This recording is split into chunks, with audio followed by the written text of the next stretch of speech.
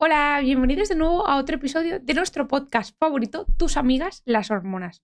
Hoy tengo el triple placer de tener a mi padre por tercera vez, que si no lo habéis escuchado en episodios anteriores, es médico y es catedrático de bioquímica y biología molecular en la Universidad de Valencia.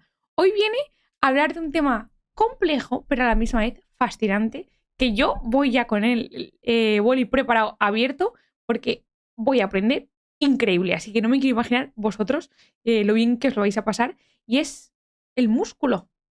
¿Qué te Bueno, parece el tema de hoy? fantástico. Y ante todo, dar las gracias a la audiencia por estar aquí escuchándonos por tercera vez. Es un inmenso placer para mí y espero que lo que os diga, Isabel, les guste a tu público. Vamos, estoy segura. Eres un crack y creo Bueno, que... eso es una exageración de amor de hija, pero bueno. Bueno, papá, esta clase la das obviamente mucho más extendida y en diversas clases en la Facultad de Medicina. Sí, claro. En segundo de carrera. Así que ya estoy ya casi convalida a una clase del doctor Juan Viña de segundo de carrera. Y un máster también. Y el máster. La primera pregunta. ¿Qué diferentes tipos de fibras musculares tenemos? ¿Y cuáles son sus principales características bioquímicas? Que la gente, yo creo que no sabe que hay diversos tipos de músculo. Bueno, para hacerlo sencillo hay dos tipos de fibra. La fibra tipo 1 y la tipo 2. Si hiciéramos un estudio pormenorizado de la 2, diríamos que hay dos tipos de 2, la 2A y la 2X. Pero nosotros, para nosotros vamos a dejarla en una solo. Un tipo 2 me refiero. Luego hay tipo 1 y tipo 2. Dos tipos de fibras. Rápidamente, la fibra tipo 2, ¿para qué la queremos? Para correr 10 metros, 20 metros, porque perdemos el autobús. Cuando estás bajando la escalera y pierdes el equilibrio, la controlas. Cuando vas andando mirando al móvil, que no debes hacerlo por la calle, te das un traspiés con el bordillo, lo coges. El autobús que lo pierdo, corro. O me han dicho que tengo que hacer 50 metros de prisa y paro. 50 metros corriendo y paro. 25 y paro. Alta intensidad, muy corto plazo y paro. Bueno, eso es fibra tipo 2. Vale. Luego quiere decir que esa fibra tiene una característica. Y es que tiene pocas mitocondrias. Por tanto, tiende a ser blanca. Blanca. La tipo 1 tiene que ser más rojiza. ¿Por qué? Porque tiene mitocondrias. ¿Para qué nos sirve? Para correr 5 kilómetros, para correr 3 kilómetros, 10 kilómetros, medio maratón. Y no te quiero contar los maratonianos. Y es roja, porque tiene muchas mitocondrias. O sea, roja, tiene mucha mitocondria, nos permite resistir al ejercicio, durar. Blanca, tipo 2, pocas mitocondrias, nos permite no perder autobús.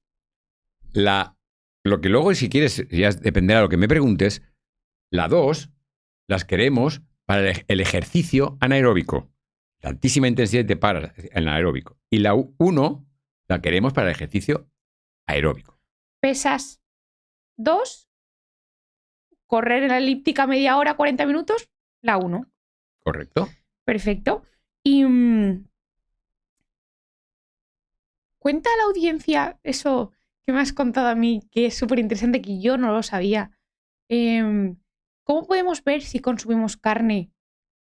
Esto es muy curioso. Cuando yo era niño, y ahora también se puede encontrar, pero es más dificultoso. Cuando era niño, las gallinas, los pollos, estaban en granjas, corrían, tenían mucho espacio para moverse, y la carne del pollo era así marrón, oscurita. Hoy, yo de niño siempre eso me llamaba la atención. Y siendo ya niño, un poquito más mayor, la carne del pollo empezó a ser blanca. Y a mí eso me llamaba la atención. ¿Cómo es posible?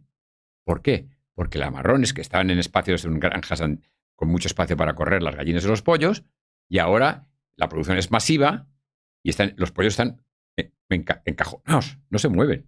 Solamente movimientos muy pequeñitos, tienen poco espacio. ¿Qué mosqueda que necesitamos para movernos poco? La blanca. La blanca.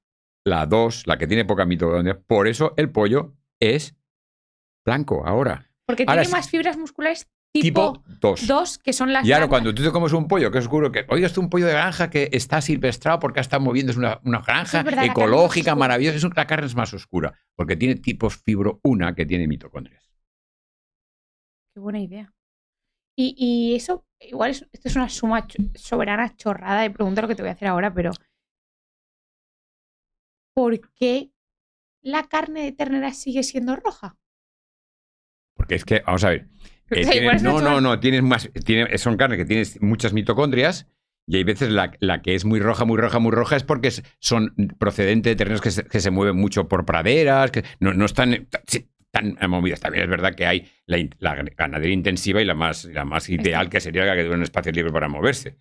Pero hay una tendencia también, cierta tendencia genética que haya más de una fibra o de la otra. Pero eso es una gran pregunta, aunque luego, si no sé si me la darás.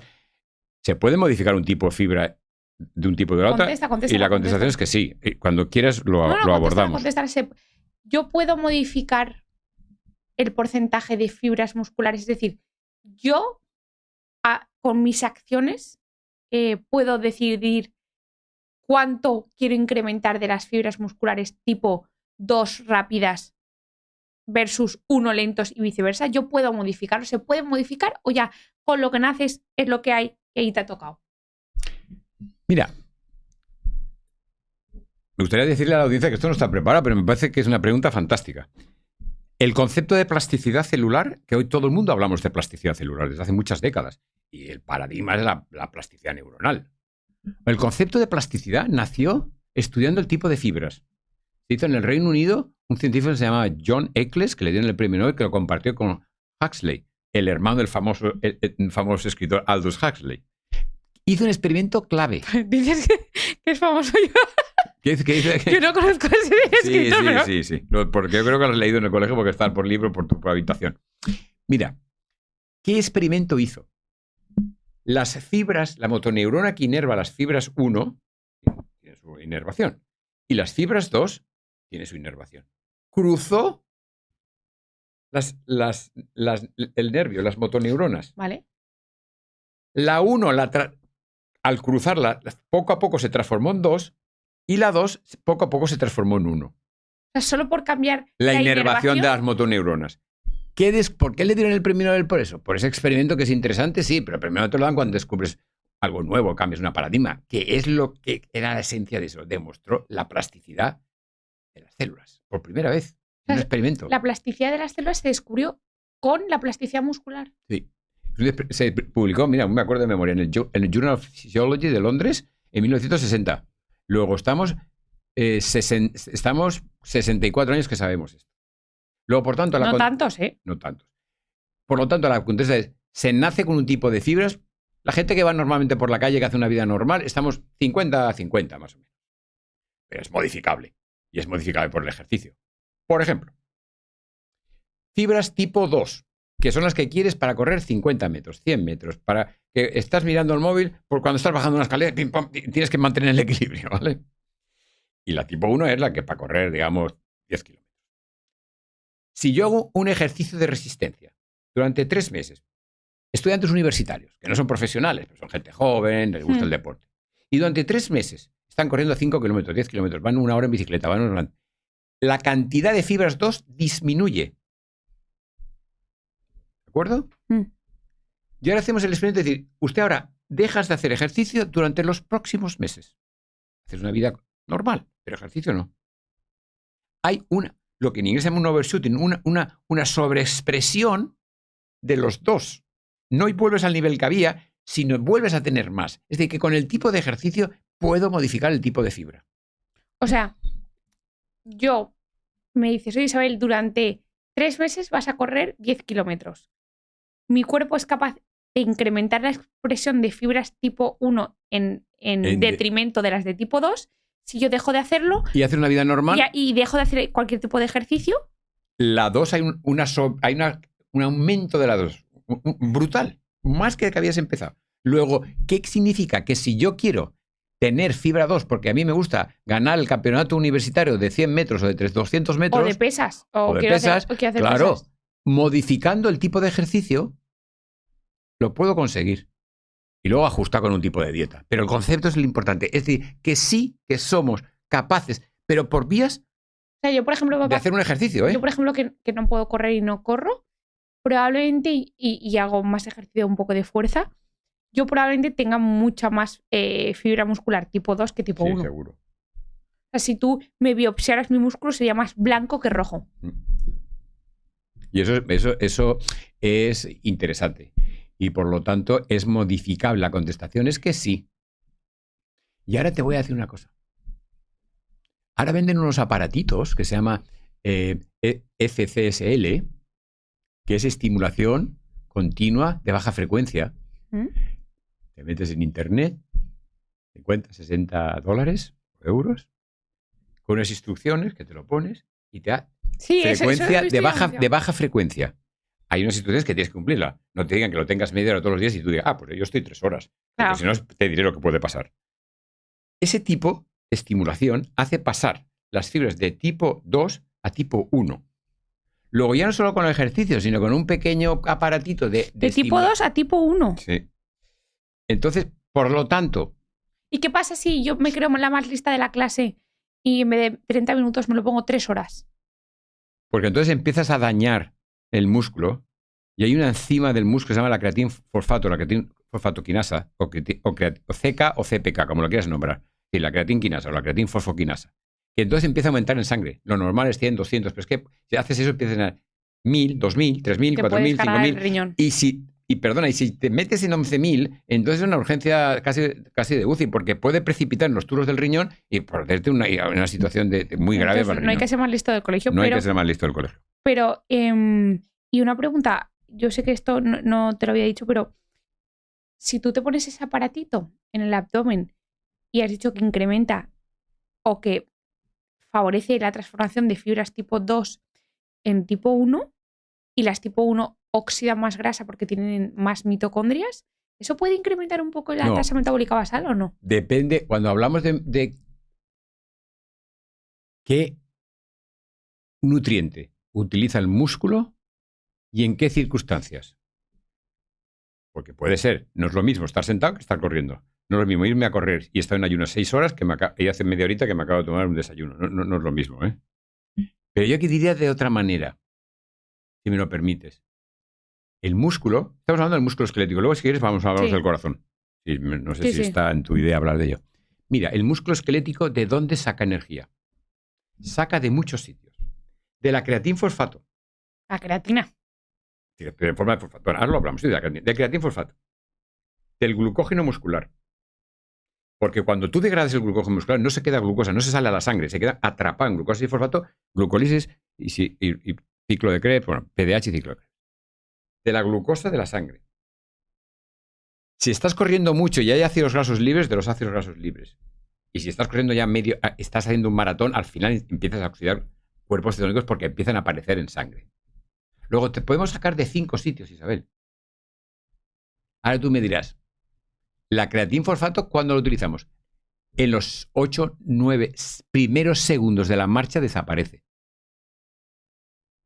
Porque no cabe en cabeza humana que pueda ser de la glucosa de la sangre. De los ácidos grasos sí hay. No da tiempo, ni del glucógeno.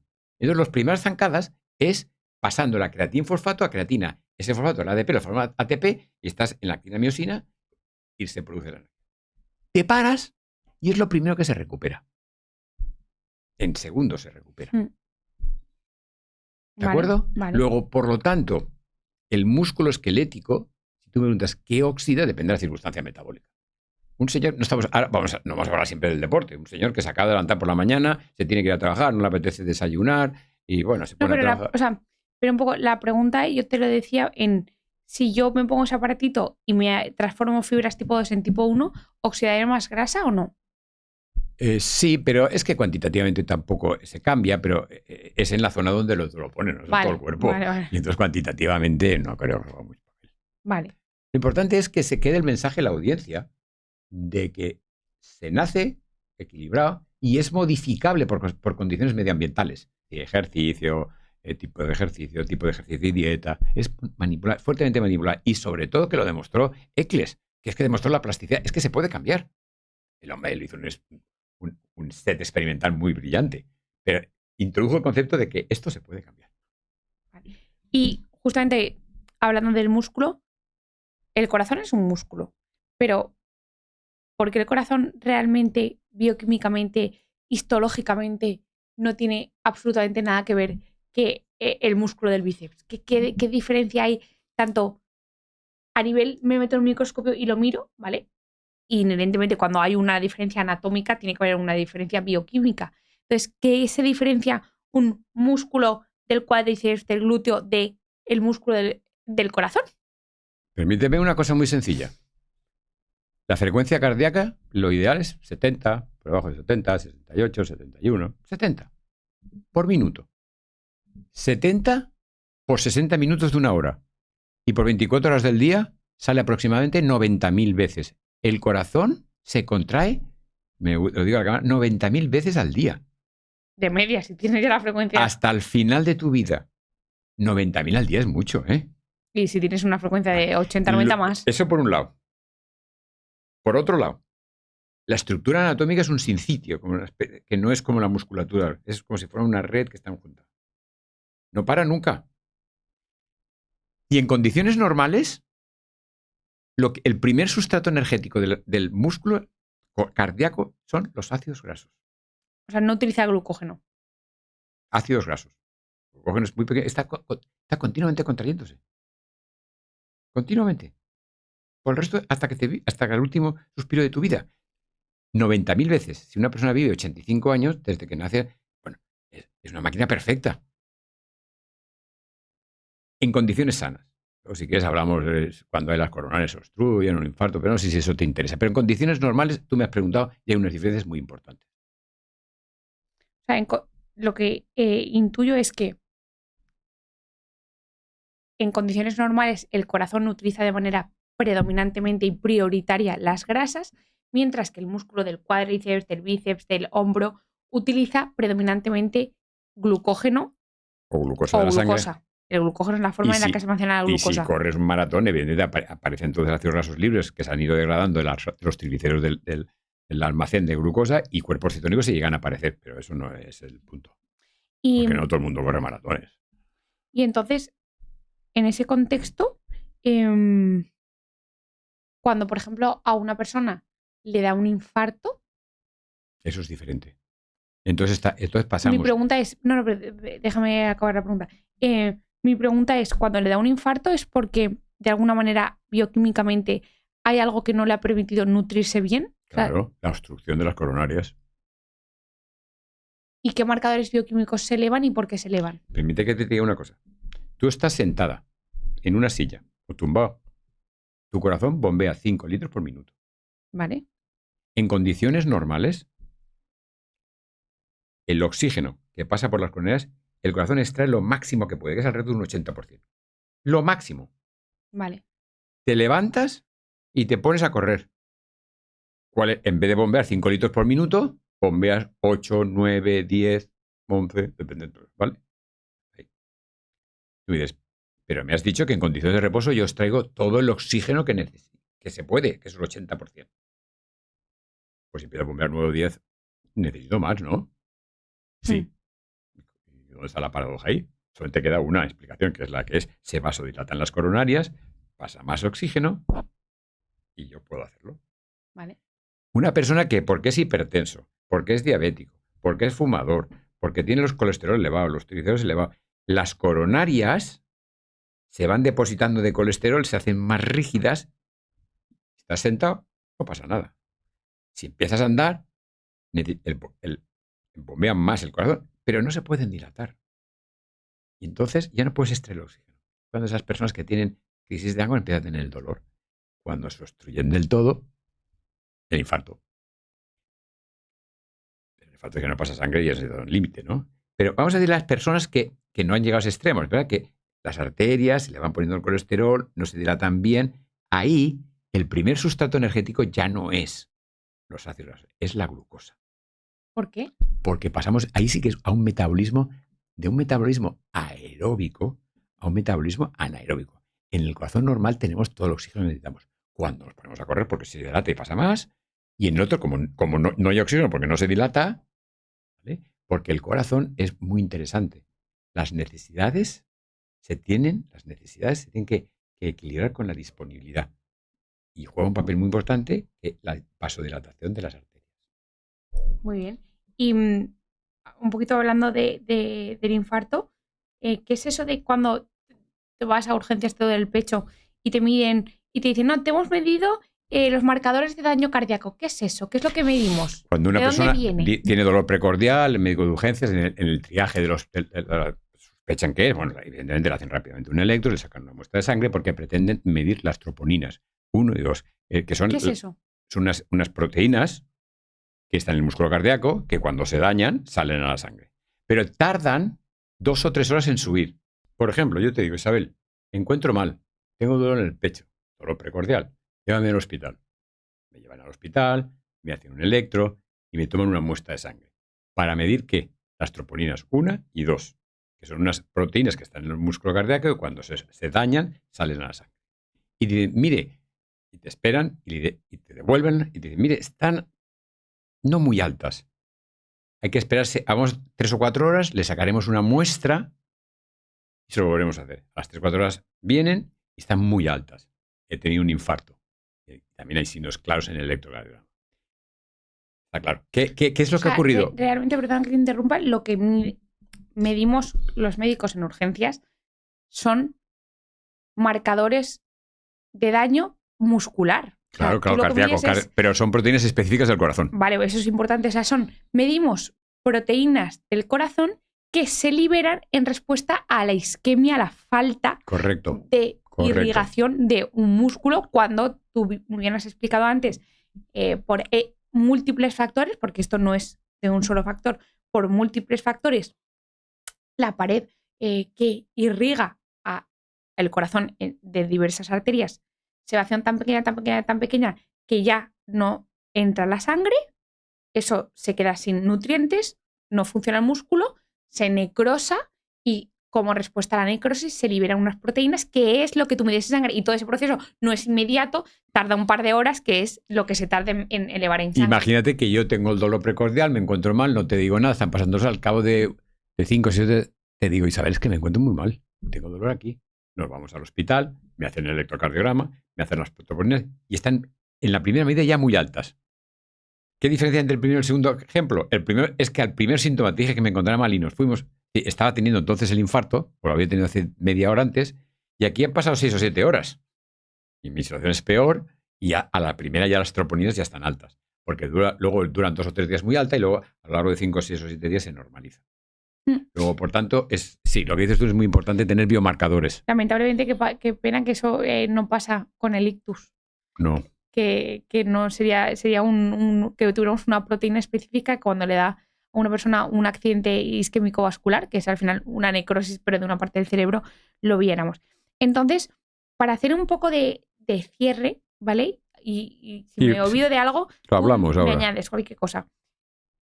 Sabemos que en cuanto al músculo esquelético, es decir, el músculo del bíceps, el glúteo, la pierna, el femoral, hay 2 tipos de fibras musculares. Fibras tipo 1, que son de contracción lenta, nos permiten correr un maratón, estar 40 minutos andando, 50, y que tienen un color rojizo por su contenido en mitocondrias. Las mitocondrias en la fábrica energética consume grasa, oxida la grasa, y eso nos permite durar mucho tiempo.